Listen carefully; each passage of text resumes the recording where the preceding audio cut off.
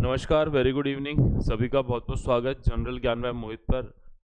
विराट, बहुत बहुत स्वागत आपका। Good evening.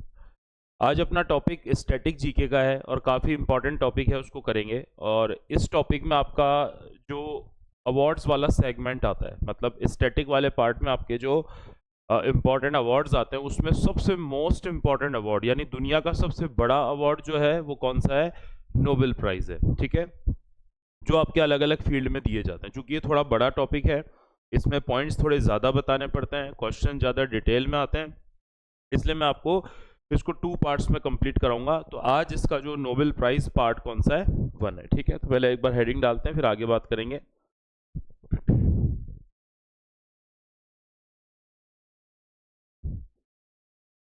Nobel prize part 1। और इसमें हमें यह भी पढ़ना पड़ेगा साथ में कि जो नोबेल प्राइज है उसमें भारतीयों का, मैं एक बात की यहाँ गारंटी लेता हूँ कि यहाँ जो नोबेल प्राइज मैं पढ़ा दूंगा आपको, उसके अलावा अगर कोई नोबेल प्राइज आता है तो इस पर नहीं आने की संभावना है। जो आपको यहाँ पढ़ा दूंगा मैं पार्ट 1 और पार्ट 2 में, उसको अच्छे से आप समझ के और ध्यान रख लेना। ठीक है, तो मोर देन सफिशिएंट है। और जिनको करंट में मिला है वो भी मैं आपको लिखवा दूंगा, तो फिर कुछ ऐसा बाकी नहीं रह जाएगा जहां से कोई क्वेश्चन बनने की संभावना हो। ठीक है, चलिए तो स्टार्ट करते हैं। सबसे पहले नोबेल प्राइज दुनिया के सबसे प्रतिष्ठित पुरस्कार हैं, बायलैंग्वेज है इसलिए हिंदी में भी लिखते हुए चलेंगे। नोबेल पुरस्कार, नोबेल प्राइज या नोबेल पुरस्कार। ठीक है, जब भी अपन नोबेल पुरस्कार की बात करेंगे तो इसके नाम से पता चल रहा है, क्योंकि सबसे पहले ये पूछा जाता है कि ये किसके द्वारा शुरू की गए थे। तो नोबेल प्राइज को शुरू करने में जो सबसे इंपॉर्टेंट रोल माना जाता है ये हो गया डॉक्टर एल्फ्रेड नोबेल। इसमें जो सबसे इंपॉर्टेंट रोल माना जाता है वो किसका माना जाता है? Doctor Alfred Nobel. आप सभी ने इनका नाम साइंस में सुना होगा, डॉक्टर अल्फ्रेड नोबेल। ठीक है, डॉक्टर अल्फ्रेड नोबेल को बहुत कारणों से जाना जाता है। कैसे कि डॉक्टर अल्फ्रेड नोबेल का जो जन्म हुआ था, इनका जो बर्थ होता है, ये जन्म होता है, ये कौन सी कंट्री में होता है? स्वीडन में होता है। इनका जन्म होता है कहाँ पे? स्वीडन में। बाद में ये अपने परिवार के साथ रशिया चले जाते हैं, पर मूल रूप से इनका जन्म कहाँ माना जाता है? स्वीडन में माना जाता है। दूसरा, इन्होंने डायनामाइट का आविष्कार किया था। डायनामाइट का आविष्कार, डायनामाइट का आविष्कार इन्होंने किया था, द इन्वेंशन ऑफ डायनामाइट। ठीक है, इंपॉर्टेंट क्यों है? क्योंकि विस्फोटक पदार्थ के रूप में इसको ध्यान रखा जाता है। द इन्वेंशन ऑफ डायनामाइट, जो विस्फोटक पदार्थ होते हैं, क्योंकि डायनामाइट में सबसे मेन कंटेंट कौन सा होता है? आया हुआ क्वेश्चन है साइंस में आपका कि डायनामाइट का सबसे मेन कंटेंट कौन सा होता है? नाइट्रोग्लिसरिन। कौन सा होता है? नाइट्रोग्लिसरिन। और इसे एक विस्फोटक पदार्थ की तरह यूज करते हैं। आप सभी को पता है जो आपकी माइंस होती है, माइंस में ब्लास्ट करने के लिए हम जनरली किसका यूज करते हैं? डायनामाइट का यूज करते हैं। ठीक है, अब हुआ क्या कि इन्होंने डायनामाइट की आविष्कार किया, उसके बाद डायनामाइट का पूरे दुनिया में अलग अलग तरह से दुरुपयोग होने लगा। क्योंकि आपको पता है साइंस की चीज का यूज होता है तो उसका मिसयूज भी होता है, तो दुरुपयोग होने लगा। और माना जाता है कि इनकी जो जीवनी थी उसमें इन्होंने लिखा था कि मुझे इससे बहुत दुख पहुंचा है कि जिस चीज के लिए मैंने अपनी पूरी जिंदगी समर्पित कर दी, उस चीज का आज वर्तमान में मिसयूज हो रहा है या दुरुपयोग हो रहा है। तो इन्होंने अपनी वसीयत लिखी और इन्होंने अपनी विल या वसीयत में ये बोला कि मेरी मृत्यु के बाद मेरे जितने भी पेटेंट हैं, मेरे जितने भी आविष्कार हैं, उनसे आने वाली रॉयल्टी इनकम एक खाते में या बैंक में जमा की जाए, और उसके ब्याज का जो पैसा आता है उससे दुनिया में जो लोग मानवता के लिए काम करते हैं, ह्यूमैनिटीज के लिए वर्क करते हैं, कोई बहुत महत्वपूर्ण खोज के लिए काम करते हैं, भले वो स्वीडन का व्यक्ति हो या किसी दूसरे देश का हो, उन्हें हर साल नोबेल पुरस्कार दिए जाएं। ये अपनी वसीयत में, अपनी विल में ये लिख के गए थे। कौन? अल्फ्रेड नोबेल साहब। ठीक है, तो इनकी जो डेथ होती है, इनका जन्म तो हो गया, अब इनकी अल्फ्रेड नोबेल की जो डेथ होती है इनकी मृत्यु हो जाती है 1896 में और बाद में इनकी जीवनी पढ़ी जाती है, ठीक है। तब जो नोबेल सोसाइटी है वो इन पुरस्कारों को शुरू करती है। तो आपको डायरेक्टली क्वेश्चन आता है कि नोबेल पुरस्कार किस वैज्ञानिक की स्मृति में दिए जाते हैं, तो वैज्ञानिक कौन हो गए, डॉक्टर अल्फ्रेड नोबेल, ठीक है। अब यहां पर क्वेश्चन आता है कि जो नोबेल प्राइज है, ये जो नोबेल प्राइज है इसकी शुरुआत कब से की गई, मतलब दुनिया का जो पहला नोबेल प्राइज दिया गया वो कब दिया गया था। तो बहुत ही कॉमन और बहुत ही जनरल क्वेश्चन है कि जो नोबेल पुरस्कार है इसकी शुरुआत कब की गई थी। तो नोबेल पुरस्कार की शुरुआत हुई थी सन 1901 में, यानी जो नोबेल पुरस्कार हैं उसको मिलते मिलते लगभग 125 देश 125 साल हो चुके, ठीक है, क्योंकि 1901 में शुरू किया गया था। जब ये 1901 में शुरू किया गया था, ध्यान से सुनना, जब 1901 में शुरू किया गया था तो ये नोबेल प्राइज कितने क्षेत्रों में दिया जाता था, 5 क्षेत्रों में दिया जाता था, 5 क्षेत्रों में दिया जाता था। और इन 5 में से 3 क्षेत्र साइंस के ही थे। जैसे इसमें जो 5 क्षेत्र में इस तरह से लिख देता, 5 क्षेत्र में दिया जाता था, बाद में इसमें एक क्षेत्र और ऐड हो गया, इसलिए आज की डेट में टोटल कितने क्षेत्र हो गए, 6। समझ गए क्या? पहले ये 5 क्षेत्र में दिया जाता था, फिर इसमें एक नया क्षेत्र जो ऐड हो गया वो कब ऐड हुआ, फ्रॉम द 1969 से इसमें एक और फील्ड ऐड हो गई। और फिर आज की डेट में पूछा जाए कि वर्तमान में ये कितने क्षेत्रों में प्रदान किया जा रहा है, तो अब सीधा सा लिखोगे कि जो नोबेल पुरस्कार है वो कितने क्षेत्रों में दिया जाता है, 6 क्षेत्रों में दिया जाता है, ठीक है। कोई भी प्रॉब्लम हो छोटी छोटी, अगर कोई चीज में कंफ्यूजन हो तो पूछ लेना, कोई बड़ा इशू नहीं है, ठीक है, इजीली समझ में आ जाएंगे। बस आपको क्वेश्चन मिस नहीं करना है नोबेल प्राइज का, ठीक है। आगे देखिए,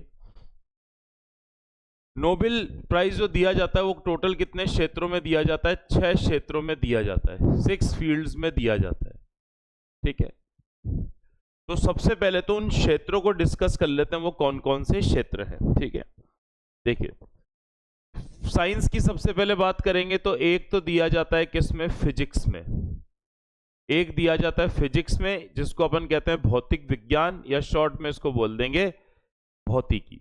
तो एक तो विज्ञान की ब्रांच दिया जाता है, किसी ने फिजिक्स के क्षेत्र में कोई महत्वपूर्ण काम किया है, कोई क्रांतिकारी काम किया है, तो उसको प्रदान किया जाता है, ठीक है। इसी तरह से दूसरा क्षेत्र इसमें आता है केमिस्ट्री। दूसरा क्षेत्र आता है केमिस्ट्री यानी रसायन विज्ञान या रसायन। तो केमिस्ट्री या रसायन विज्ञान के अंतर्गत भी इसको क्या करा जाता है, प्रदान किया जाता है। यानी किसी ने केमिस्ट्री को लेकर कोई इंपॉर्टेंट रिसर्च करी हो तो दूसरा फील्ड कौन सा हो गया, केमिस्ट्री। तीसरे फील्ड की अगर बात करेंगे, थर्ड फील्ड, तो ये दिया जाता है मेडिसिन साइंस। ये हो गया मेडिसिन साइंस, जिसको हम हिंदी में कहेंगे चिकित्सा विज्ञान। चिकित्सा विज्ञान। अब इसमें समझना, देखो ये मेडिकल फील्ड हो गया। मान लो किसी वैज्ञानिक ने या कोई डॉक्टर या वैज्ञानिक है, उसने किसी टीके की खोज करी, किसी वैक्सीन की खोज करी, तो उसे दिया जा सकता है। किसी ने कोई स्पेशल ऑपरेशन की खोज करी कि इस ऑपरेशन करके ये बीमारी ठीक करी जा सकती है। किसी ने मान लो जेनेटिक इंजीनियरिंग पे कुछ इंपॉर्टेंट डेटा दिए, किसी ने गुणसूत्रों पर कोई इंपॉर्टेंट डेटा दिए। तो जो भी विज्ञान, थेरेपी और मेडिकल के क्षेत्र में होता है उसमें ये तीसरा दिया जाता है, कौन सा, मेडिसिन वाला, ठीक है। अच्छा, उसके बाद दिया जाता है कौन सा, लिटरेचर।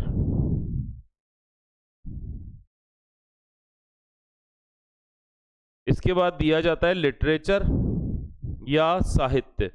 जिसने कुछ इंपॉर्टेंट साहित्य लिखा हो जिससे लोगों की जीवन चेंज हो गया हो, या मानवता की भलाई के लिए कोई लिटरेचर या साहित्य लिखा गया हो, उसके लिए भी ये प्रदान किया जाता है, लिटरेचर के लिए, ठीक है। फिर ये दिया जाता है पीस यानी शांति के लिए। पीस यानी शांति के लिए, ये बहुत इंपॉर्टेंट है, क्योंकि अगर जब भी आपसे पूछा जाएगा कि जितने नोबेल पुरस्कार दिए जाते हैं उसमें सबसे महत्वपूर्ण नोबेल पुरस्कार कौन सा है, तो वो पीस का है, ठीक है। कौन सा नोबेल पुरस्कार है, पीस वाला नोबेल है, ठीक है, शांति का नोबेल है। एक चीज और ध्यान रखना, ये जितने भी नोबेल हैं ये सारे के सारे दिए जाते हैं स्वीडन में। मतलब अगर आपसे पूछा जाए कि ये जो चारों नोबेल हैं,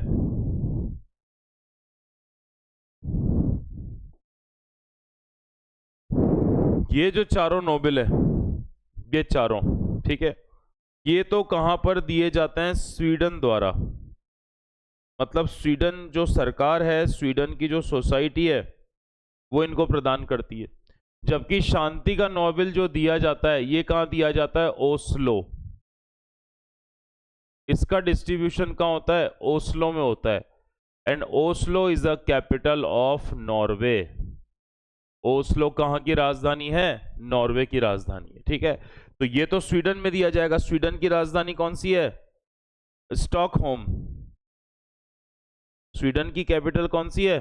स्टॉकहोम में। तो ये वाले जो नोबेल हैं, ये तो स्टॉकहोम में दिए जाएंगे और शांति का दिया जाएगा। अच्छा, एक चीज और, ये जो 5 क्षेत्र थे, 1 2 3 4 5, ये तो कब से चलते हुए आ रहे थे? 1901 से। अब इसमें जो नया फील्ड ऐड हुआ, ध्यान समझना, अब इसके अंदर आपका जो नया फील्ड ऐड हो गया, ये नया फील्ड इसमें ऐड होता है, ये होता है आपका इकोनॉमिक्स। ये होता है कौन सा? इकोनॉमिक्स, जिसको बोलते हैं अर्थशास्त्र।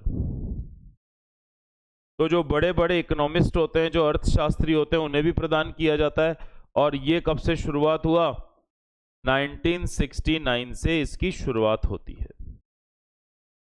1969 से शुरुआत होती, समझ गए क्या? अब और ये जो दिया जाता है, ये जो अर्थशास्त्र वाला दिया जाता है, ये भी कहां पर दिया जाता है? स्वीडन में दिया जाता है। तो ये जो 5 हैं, तो स्वीडन में दिए जाते हैं। और शांति का कहां दिया जाता है? ओस्लो में। दूसरा, ये जो 5 हैं, 1 2 3 4 5, ये सब तो पहले से शुरू हो गए थे सन 1901 से, ठीक है।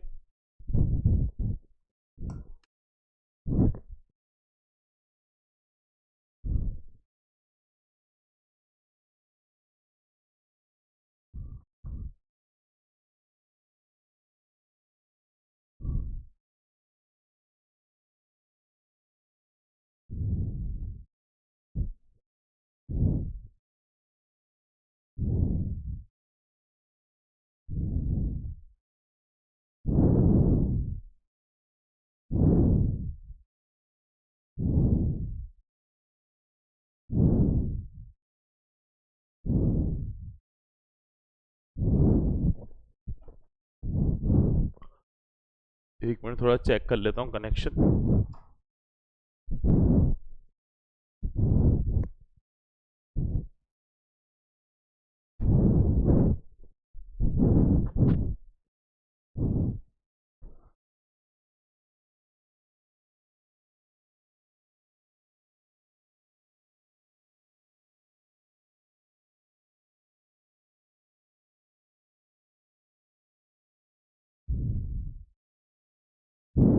ठीक है, तो ये जो पर्टिकुलर दिया जाता है, ये तो सारे के सारे कब से स्टार्ट हो रहे थे? सन 1901 से शुरू हो रहे थे, ठीक है। और इसके साथ ये जो इकोनॉमिक्स का चालू हुआ, ये कब से हुआ था? 1969 से हुआ, ठीक है। चलो, अब सबसे पहले अपन ये बात, अच्छा एक चीज और आपको ध्यान रखनी है, जो नोबेल प्राइज हैं आपके, ये जो नोबेल प्राइज हैं, इसमें आपका अमाउंट कितना दिया जाता है? देखो, इसलिए मैं आगे कर देता हूं। जो नोबेल पुरस्कार है, जो आपका नोबेल प्राइज है, तो सीधी सी बात है, इसको क्या बोले? दुनिया के सबसे प्रतिष्ठित पुरस्कार है, दुनिया के सबसे ऊंचे पुरस्कार है। तो जब सबसे ऊंचे पुरस्कार होंगे, तो इसमें अमाउंट कितना दिया जाता है, पूछा जाता है। तो इसमें जो प्राइज मनी दी जाती है, वो दी जाती है 11, ये दी जाती है इसमें 11 मिलियन स्वीडिश क्रोना, ठीक है। हिंदी में भी लिख देता हूं,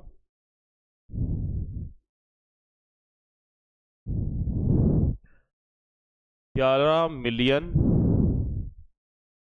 स्वीडिश क्रोना, ये इसमें दिया जाता है कि आपका टोटल अमाउंट, ठीक है। अब जैसे कई बार आपसे पूछ लेता है कि आप जब इसको इंडियन करेंसी में कन्वर्ट करोगे, आप जब इसको इंडियन करेंसी में कन्वर्ट करोगे, तो वो आपका अमाउंट कितना हो जाता है, इंडियन करेंसी में ये अमाउंट आपका कितना हो जाता है, ठीक है।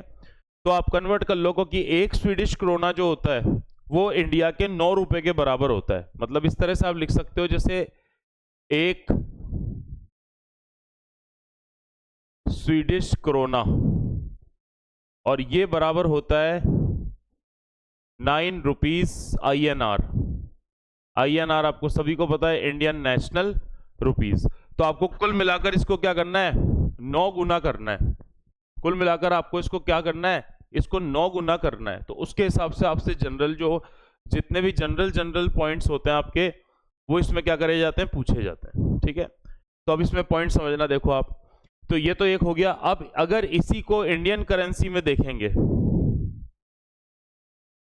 INR, यानी इसी को, क्योंकि क्वेश्चन तो आपसे भारतीय करेंसी में पूछा जाता है कि जो भारतीय मुद्रा होगी, जो इंडियन करेंसी होगी, उसमें इसकी वैल्यू कितनी होगी, ठीक है। इंडियन करेंसी में इसकी वैल्यू कितनी होगी आपसे पूछता है। तो इंडियन करेंसी में हो गई 9,90,00,000 रुपए। इंडियन करेंसी में जो इसकी वैल्यू हो गई वो हो गई 9,90,00,000 रुपए। कितना हो गया, 9,90,00,000 रुपए हो गया। तो इस तरह के जो बेसिक क्वेश्चंस नहीं आते क्या, वो भी आपके बार बार क्या करे जाते हैं, पूछे जाते हैं। तो आपको क्या रखने पड़ते हैं, ध्यान रखना पड़ता है। जो जनरल पॉइंट्स होते हैं ना उनके, वो आपको जनरली इसको अच्छी तरह से याद रखना पड़ता है। तो एक तो वो पॉइंट आप याद रख लेना, ठीक है। अब अपन आगे बढ़ते हैं, ठीक है। अब आपसे ये पूछता है कि अभी जो लेटेस्ट में नोबेल प्राइज दिए गए, क्योंकि देखो नोबेल प्राइज जो होते हैं, नोबेल प्राइज का जो वितरण होता है, नोबेल प्राइज का जो डिस्ट्रीब्यूशन किया जाता है, नोबेल प्राइज का जो वितरण किया जाता है, वो हर साल किया जाता है कब, 10 दिसंबर को। ये ध्यान रखना, ये डेट बहुत इंपॉर्टेंट है। नोबेल पुरस्कारों का जब भी वितरण किया जाएगा, वो कब किया जाएगा, आपको 10 दिसंबर को किया जाएगा। और सीधी सी बात है, जब 10 दिसंबर को आपका वितरण किया जा रहा है, तो आपसे पूछता है कि 10 दिसंबर को ही क्यों किया जा रहा है, कब किया जा रहा है आपका, 10 दिसंबर को ही वितरण क्यों किया जा रहा है। तो इसके पीछे जो सबसे इंपॉर्टेंट लॉजिक है वो ये है कि 10 दिसंबर को ही डॉक्टर अल्फ्रेड नोबेल की क्या आती है, डेथ एनिवर्सरी होती है। 10 दिसंबर को ही अल्फ्रेड नोबेल की क्या होती है, डेथ एनिवर्सरी होती है, इसलिए दिया जाता है। तो मैं लिख देता हूं यहां पर, डेथ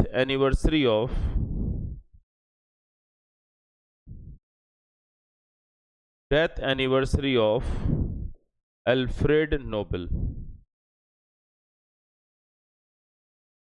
उनका मृत्यु किस दिन हुई थी, 10 दिसंबर को हुई थी। तो 10 दिसंबर को अल्फ्रेड नोबेल की क्या आती है, डेथ एनिवर्सरी आती है, इसलिए हम क्या करते हैं, इसको सेलिब्रेट करते हैं, ठीक है।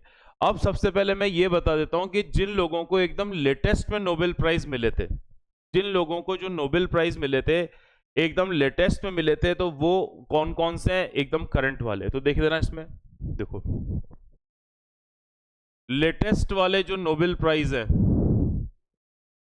या आपके जो नवीनतम नोबेल पुरस्कार है, लेटेस्ट नोबेल प्राइज हो गए, या आपके जो नवीनतम पुरस्कार हो गए, वो आपके कौन कौन से हो सकते हैं, ठीक है। तो इसमें बात करेंगे, तो ये आपके डिस्ट्रीब्यूट कब हुए थे, 10 दिसंबर 2024 को, क्योंकि अभी 2025 का तो दिसंबर आया नहीं है। तो इसका मतलब यही आपके सबसे ज्यादा क्या हो गए, लेटेस्ट हो गए, ठीक है।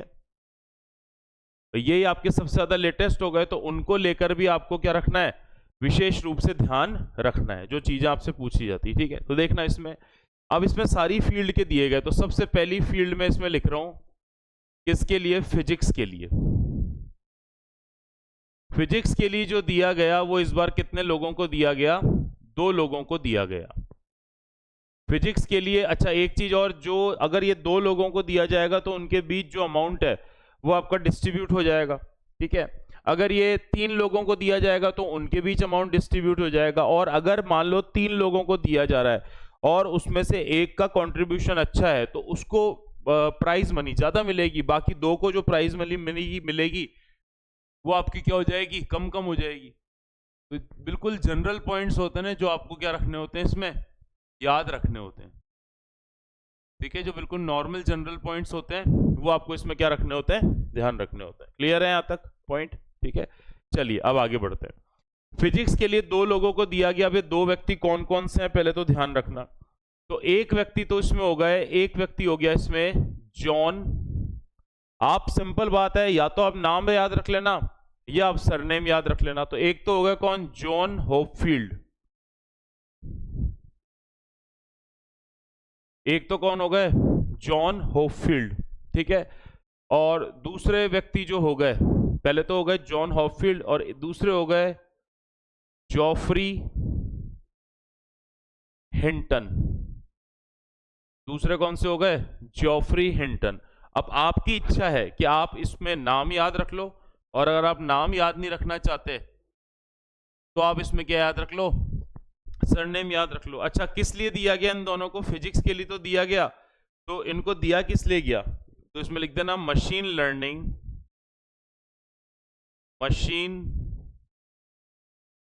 Learning for artificial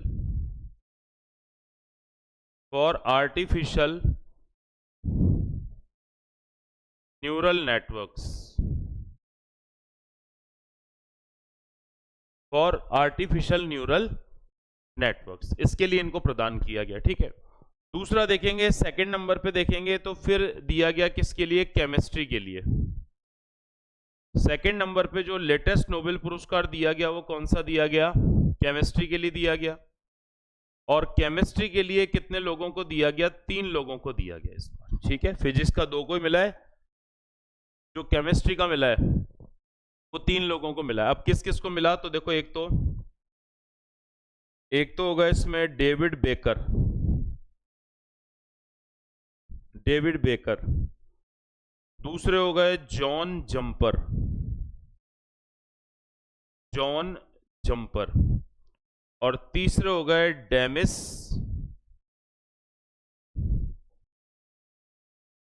हैसाबीस। इन 3 लोगों को किसका दिया गया, केमिस्ट्री का दिया गया। अब केमिस्ट्री में क्या मिला इनको, तो इस पे लिख देना कंप्यूटेशनल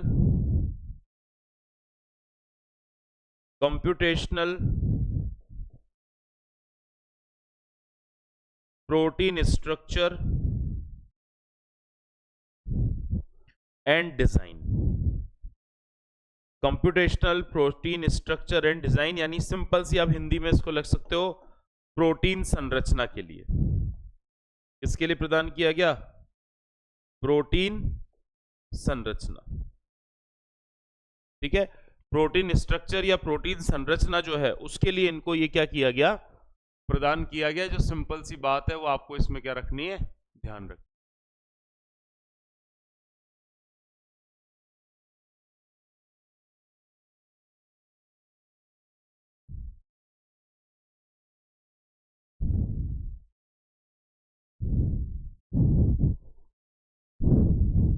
ठीक है, तो ये आज मैंने अभी आपको पार्ट 1 कराया है। अब चूंकि आज थोड़ा सा नेट में इशू आ रहा है इसलिए अभी आगे इसको नहीं कर रहे हैं अपन। नेक्स्ट वाले में बचा हुआ जो रिमेनिंग है वो आपको मैं किस में करवा दूंगा, पार्ट 2 में करवा दूंगा। ठीक है, तो चलिए बहुत बहुत धन्यवाद आपका।